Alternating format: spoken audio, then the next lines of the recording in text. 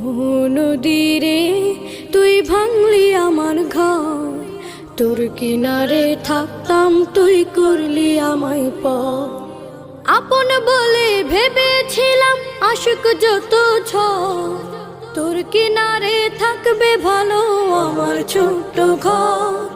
আপন বলে ভেবেছিলাম আশুক যত ঝড়, তোর কিনারে থাকবে ভালো আমার ছোট্ট ঘর।